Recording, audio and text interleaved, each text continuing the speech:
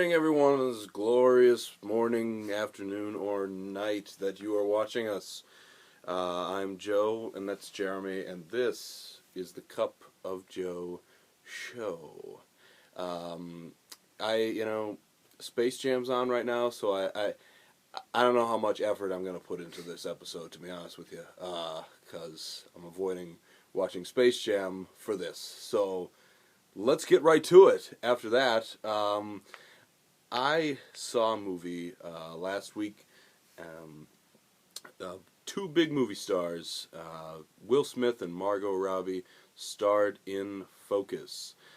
This was a con movie about cons, as in not like pros and cons, but like Con artists? Yes, and they were doing cons. So you've got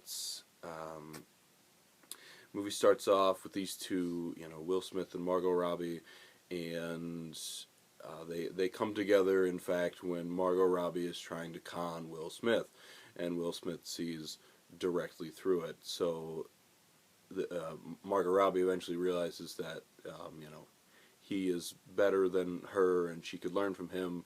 So they come together and they go through these series of.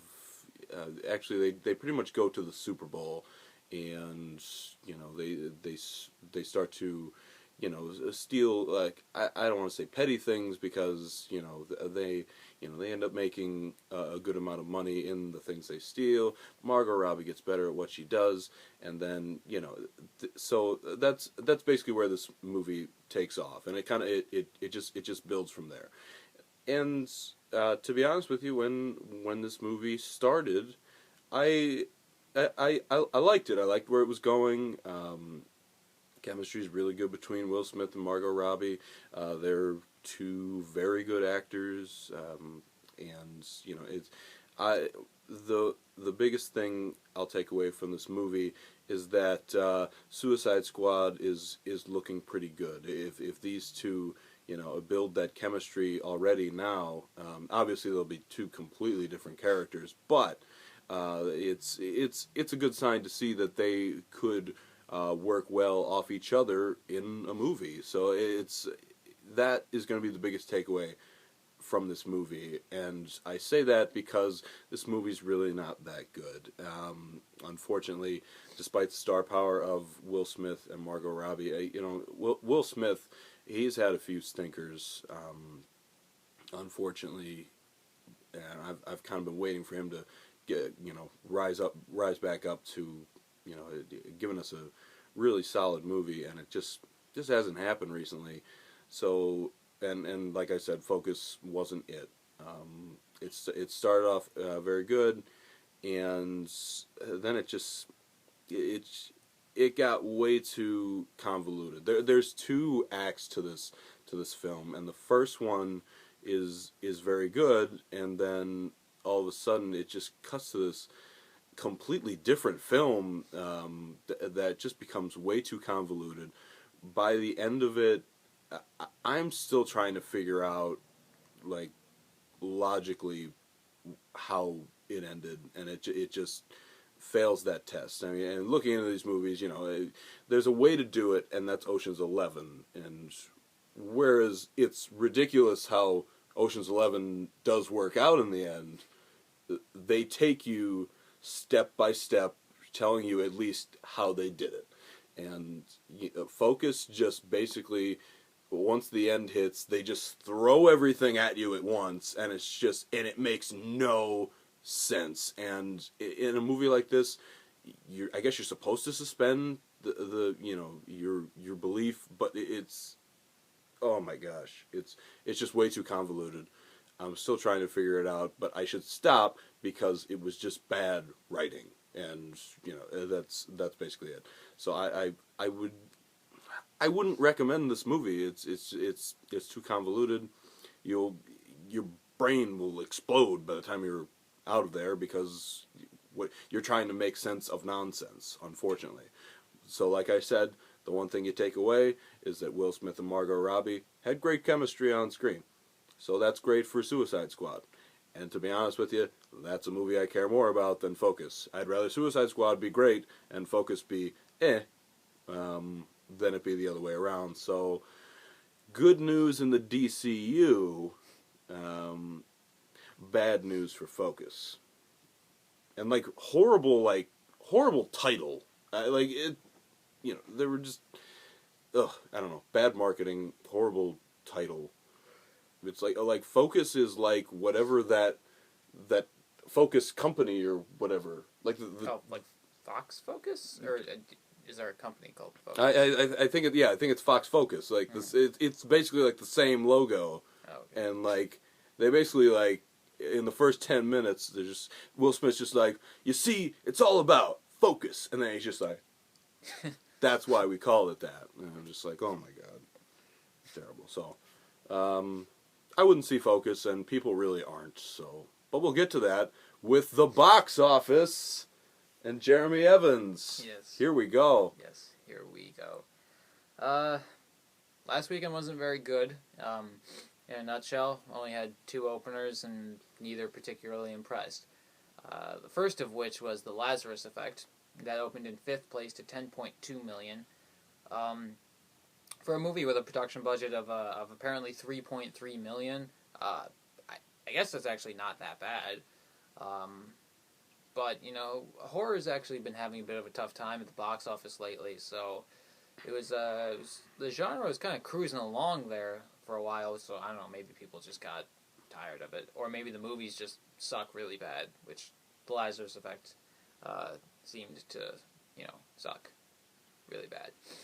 So 4th place, that was 50 Shades of Grey, and that fell 53% to $10.6 million. That brings its total to 147.4.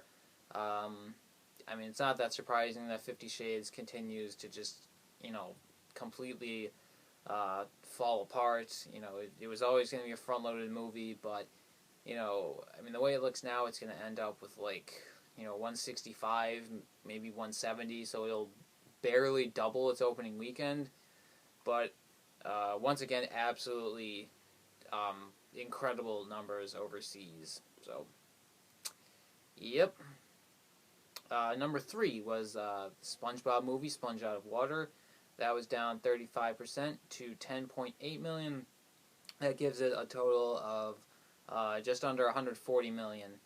So, I think SpongeBob's going to outgross 50 Shades, honestly. It's only about $8 million behind at this point, and it's starting to make up ground now. So it'll be really close, but I do think that SpongeBob will end up winning, and I don't think that anyone would have seen that coming a month ago. Number 2 was Kingsman: The Secret Service, and that fell 35% to $11.9 million. That brings its total to $85.8 million.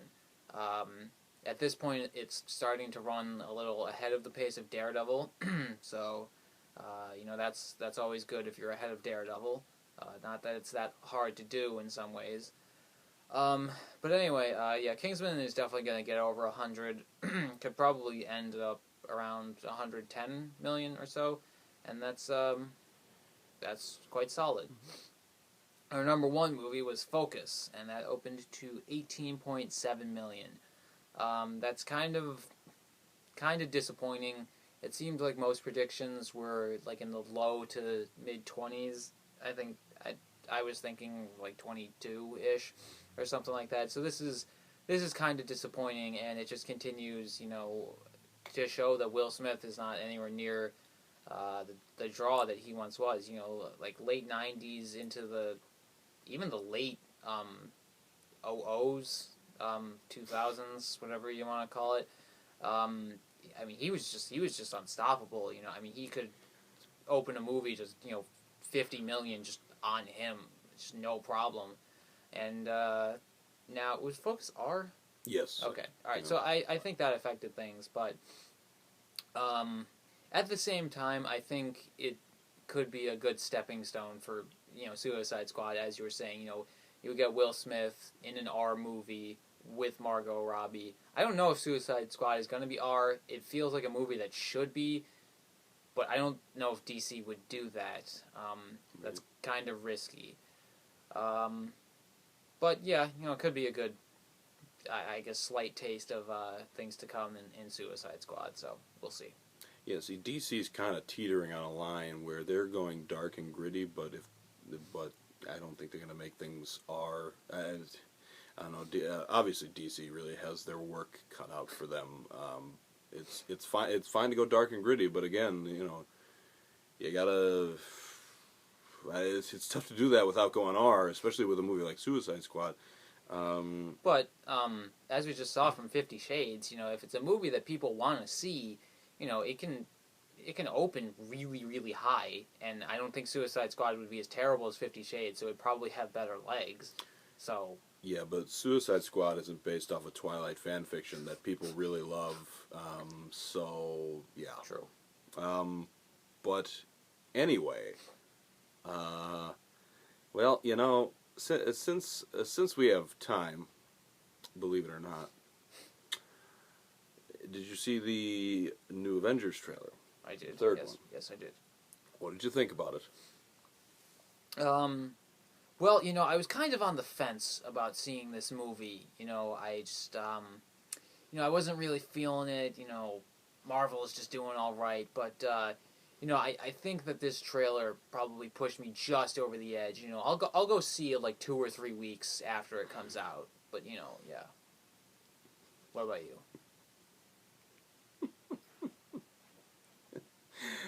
Oh, this trailer was great.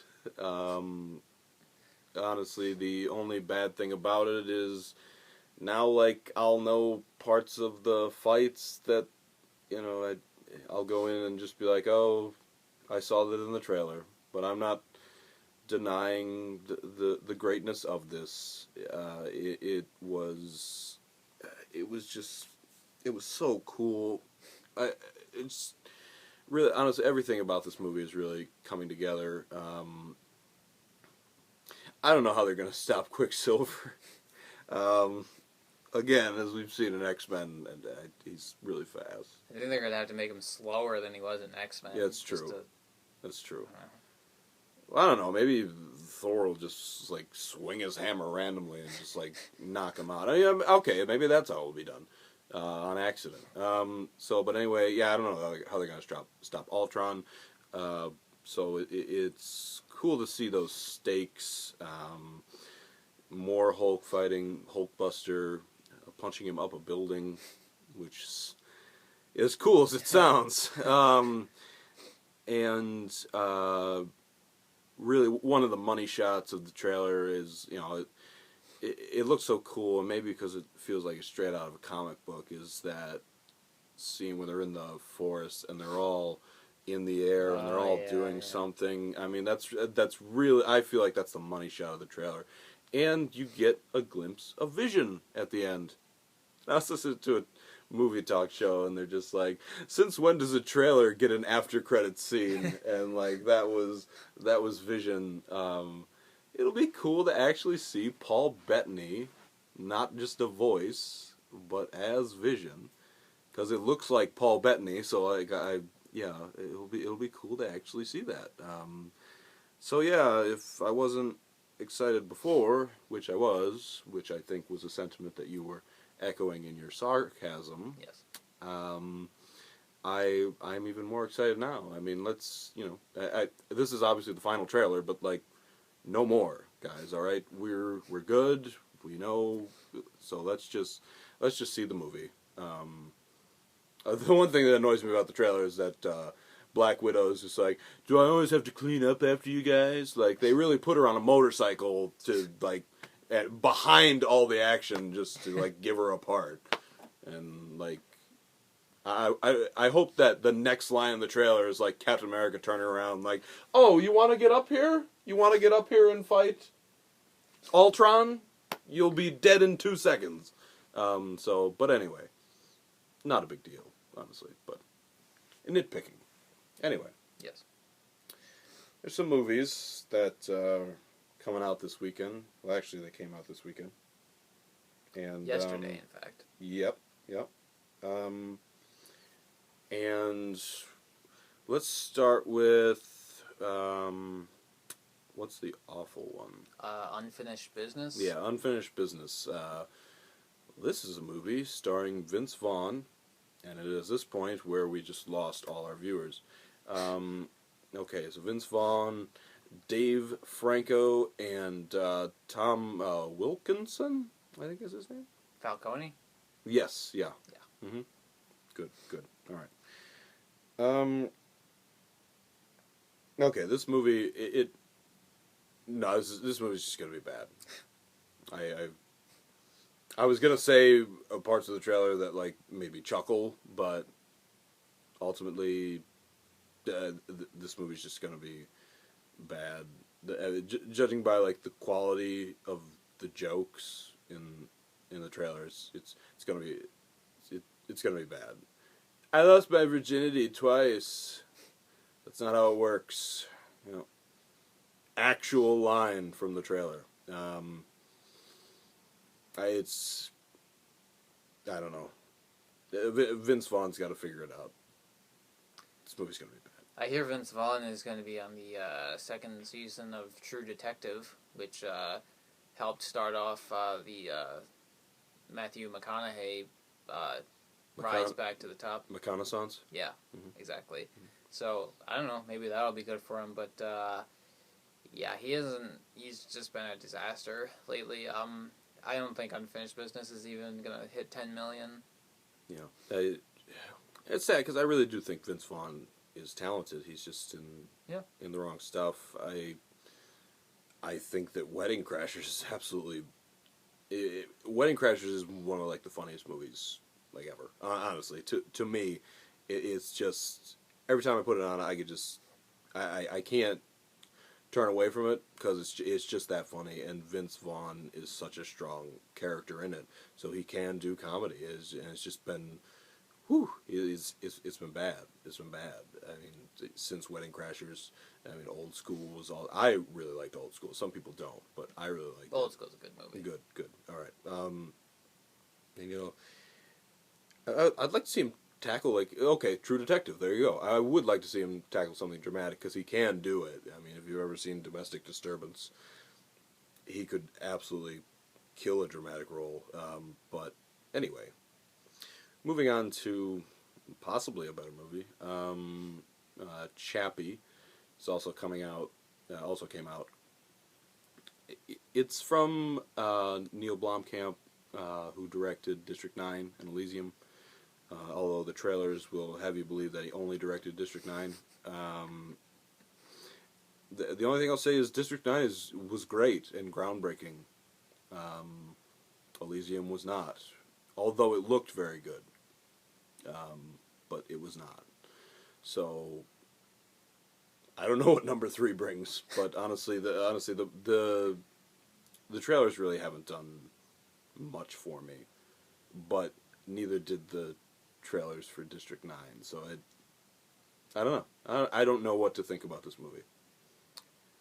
Well, as you said, District 9 was really good, and Elysium wasn't bad, per se, but it just didn't come close to living up to District 9. So, and judging by the reviews and everything, it definitely seems like Chappie is an even further step down. And, it seems like, is it like a... thing about like a robot learning to be human, or is it like an action-packed robot versus human versus other robot kind of thing going on? So, it's hard to tell. I do like Hugh Jackman though. So, as far as prediction goes, it looks like Chappie's headed, it might be lucky to break 20. Yeah, the only saving thing is really Hugh Jackman. Hugh Jackman usually makes pretty good choices as far as movies go, so that gives me a little bit of hope, but he was in Les Mis, which was an Oscar-nominated film, so, but it put others to sleep. So, that's really all I've got about, that's all I got about that. Yep. And we have 15 seconds left, believe it or not. Wow. How about that? What an efficient show that we are just gonna talk away. And actually, I did. Yeah. Bye.